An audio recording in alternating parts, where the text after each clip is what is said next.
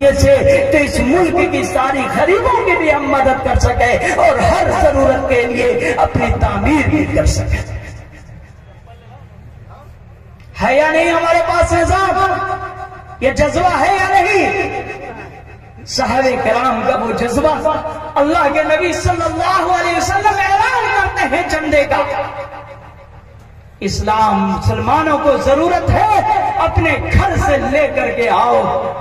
تاریخ بتاتی ہے کہ ایک طرف سیدنا ابو بکر جاتے ہیں، دوسری طرف سیدنا عمر جاتے ہیں، اپنے اپنے گھر جاتے ہیں اور صحابہ کرام جاتے ہیں.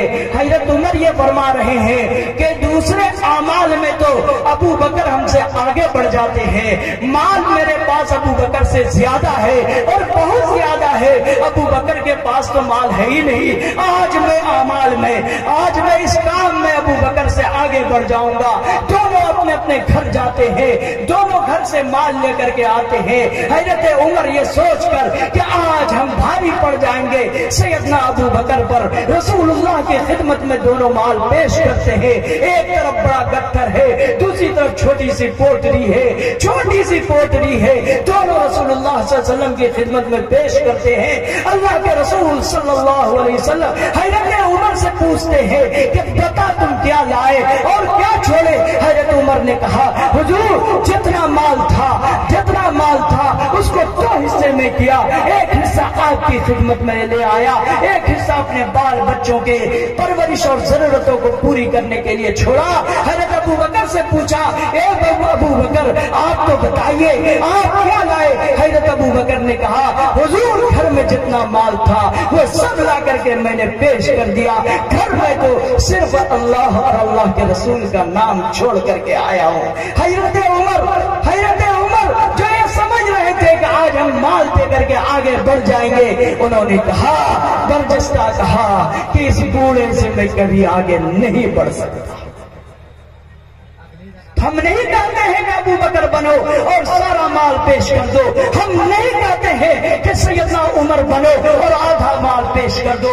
ہم تو صرف یہ کہتے ہیں کہ اپنے آنے والی نسلوں کی تعلیم کے لیے، ان کی ایمان کی حفاظت کے لیے، قرآن سے جوڑے رکھنے کے لیے، رسول اللہ کی تعلیمات سے ان کو ہم عام رکھنے کے لیے، صحابہ کے طرز زندگی کو اپنانے کے لیے، صحابیات کے طرز زندگی کو سمجھنے کے لیے اور اس پر کار بند رہنے کے لیے، اپنی ماں بہنوں کے لیے اب ہمیں تیار ہونا ہوگا، ہمیں کھڑا ہونا ہوگا، خود بھی قرآن کو پڑھنا ہوگا، سمجھنا ہوگا، اپنے عورتوں کو بھی پڑھانا اور سمجھانا ہوگا، اپنے بچوں کو بھی پڑھانا اور سمجھانا ہوگا، اپنی عورتوں اور بچوں کے لیے بھی دین کا ماحول پیدا کرنا ہوگا. اور میری ماں اور بہنوں سے میں کہتا ہوں کہ میری ماں اور بہنوں تم تو وہی ہو کہ تمہارے گود سے کبھی نبی پیدا ہوا کرتے تھے، کھیلا کرتے تھے، تمہارے گود میں صحابہ کھیلا کرتے تھے، تمہارے گود اور کوٹ سے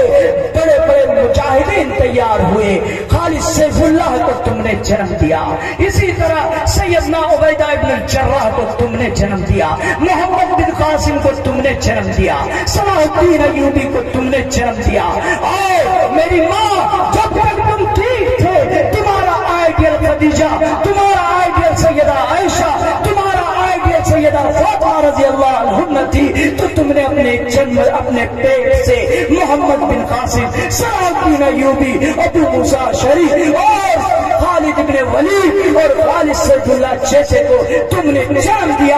اے میری ماں آج تم نے اپنا آئیڈیل دنیا دار کو بنا لیا، دنیا کی ہیروئنوں کو بنا لیا، دنیا کے غلیظ ترین قوم کو اپنا آئیڈیل بنا لیا. تو آج تیرے کوٹ سے پیدا ہونے والا قرآن پر انگلی اٹھا رہا ہے، آج تیرے کوٹ سے پیدا ہونے والا حدیث پر انگلی اٹھا رہا ہے، آج تیرے کوٹ سے پیدا ہونے والا شریعت کے احکام کو مشکوک بنا رہا ہے، آج تیرے کوٹ سے پیدا ہونے والا بھائیوں میں محبت کے دلال اور نفرت میں بانٹ رہا ہے. اے میری ماں آؤ پھر سے تمہیں یہ سرزمین پکار رہی ہے اور یہ دعوت دے رہی ہے کہ تم اپنا آئیڈیل سیدہ فاطمہ کو بنا لو، تم اپنا آئیڈیل سیدہ خدیجہ کو بنا لو، تم اپنا آئیڈیل سیدہ عائشہ کو بنا لو، تم اپنا آئیڈیل صحابیات کو بنا لو، تم اپنا آئیڈیل رابعہ بصریہ کو بنا لو، تم اپنا آئیڈیل نیک خواتین کو بنا لو. خدا کی قسم آج بھی تمہارے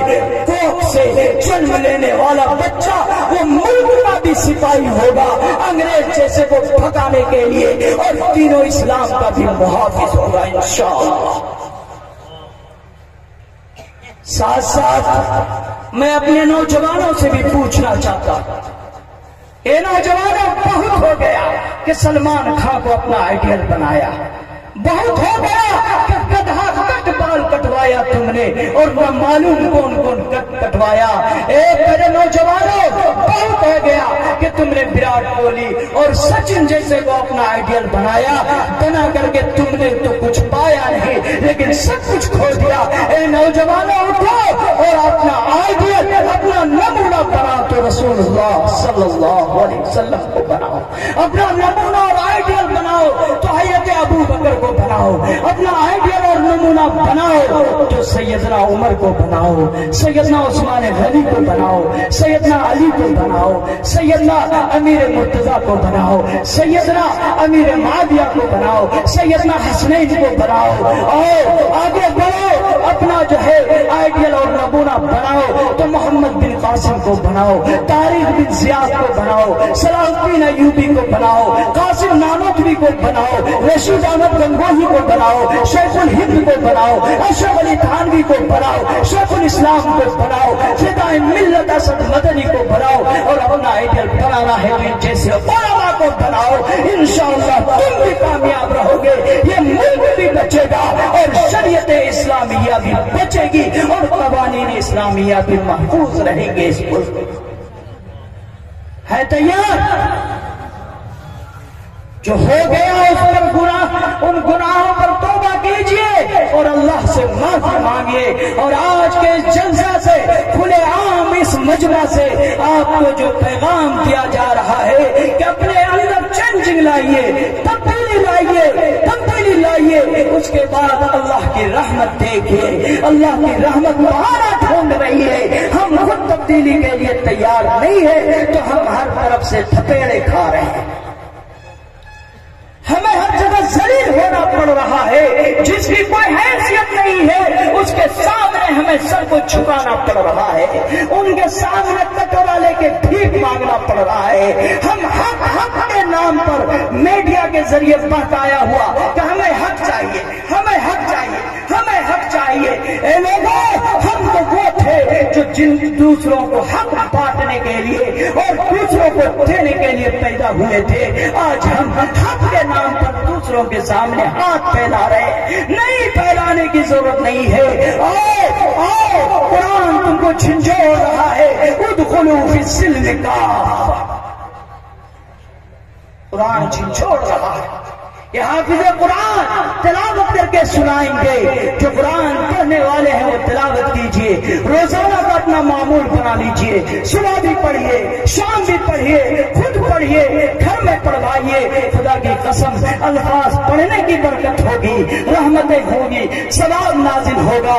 اور ساتھ ساتھ آپ جب الفاظ کی تلاوت کرنا شروع کریں گے ایک کشش پیدا ہوگی کہ اس کے معانی کو بھی سمجھیں، ان کے مفہوم کو بھی سمجھیں. اور پھر علماء ربانیین سے آپ کا تعلق جڑے گا، ان سے معنی اور مفہوم کو سمجھیں گے، ہر ایک کے حقوق معلوم ہوں گے. یہ قرآن جھنجھوڑ کر کہہ رہا ہے ادخلوا فی السلم کافہ،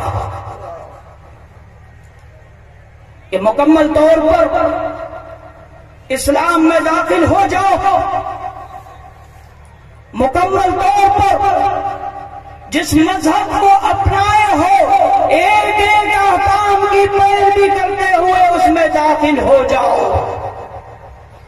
حضرت عبداللہ بن سلام رضی اللہ تعالی عنہ اور ان کے کچھ ساتھی جو علماء یہود تھے، توریت کے بڑے عالم تھے، بڑے جانکار تھے، جب رسول اللہ صلی اللہ علیہ وسلم مبعوث ہوئے، جب آپ نے نبوت و رسالت کا اعلان کیا تو یہ حضرات آئے ہیں دربار رسالت میں اور آ کر کے ایمان کو قبول کیا، رسول اللہ کی غلامی کو قبول کیا، جانثار ہونے کو قبول کیا. رسول اللہ صلی اللہ علیہ وسلم نے ان کو اپنا قریب تر بنایا. چونکہ ان کے سابق دین اور دھرم میں سنیچر کے احترام کرنے کا حکم تھا. اسی طرح ان لوگوں کے یہاں اونٹ کے کھانے کو وہ لوگ اپنے اوپر حرام کر رکھے تھے. رسول اللہ صلی اللہ علیہ وسلم کے پاس آتے ہیں یہ لوگ اور آ کر کہتے ہیں اے اللہ کے رسول ہم نے ساری بات مان لی, نماز بھی آپ کی طرح پڑھنا, روزہ بھی آپ کی طرح رکھنا, حج بھی آپ کی طرح کرنا, زکات بھی آپ کی طرح دینا, دنیا کے جو آپ کی طرف سے جتنے بھی احکامات ہیں سب کو ہم فالو کریں گے, پیروی کریں گے. ان دو چیزوں کی ہمیں اجازت دے دیجئے کہ ہم اونٹ کا گوشت نہ کھائیں, حرام سمجھیں, اور سنیچر کے دن کا ہم احترام کریں جیسا کہ ہمارے ثابت دھرم میں تھا. صرف اتنے کام کی ہمیں اجازت دے دیجئے.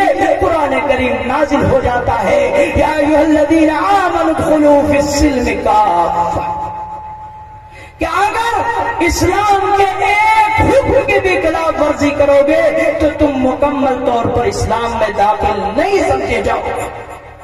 اسی وقت مسلمان تم مارے جاؤ گے اور اسلام کے پابند سمجھے جاؤ گے. جو